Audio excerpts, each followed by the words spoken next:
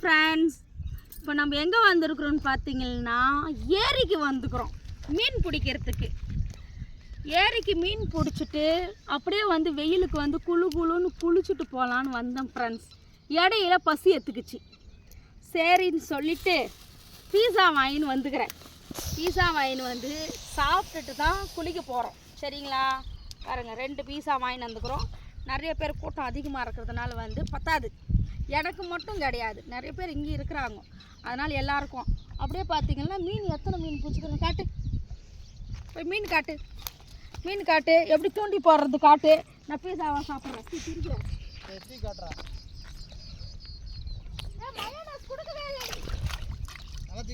பாருங்க ஃப்ரெண்ட்ஸ்,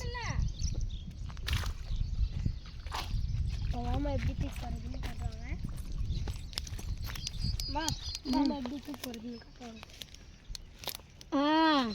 வலை எப்படி போடணும், மீனுக்கு தூண்டில் எப்படி போட்டால் மீன் சிக்கும்,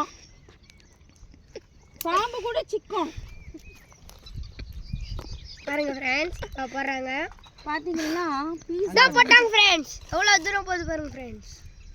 ஓ மை காட், பீஸா பார்த்தீங்கன்னா சுட வாங்கிட்டு வந்தேன். ஒன்று மட்டும் நான் எடுத்து டேஸ்ட் பண்ணி பார்க்குறேன் எப்படி இருக்குதுன்ட்டு. இதெல்லாம் நான் மிளகாவா தக்காளி நினச்சிருக்கிறேனே நான். ஐயோ, லட்டு வாயில் எச்சு ஊறுது.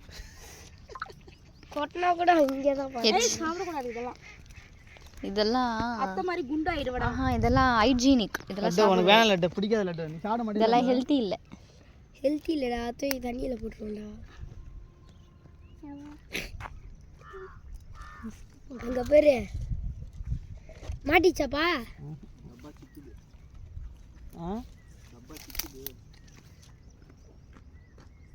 எங்க இருக்குது? செம்ம டேஸ்டா இருக்குது. வாங்க பீஸா சாப்பிடலாம். வெயிலுக்கு ஒன்றும் கண்ணு தெரில, ஒன்றும் தெரில. நான் வீட்டுக்கு போயிட்டு நைட் காலையில் வரேன்.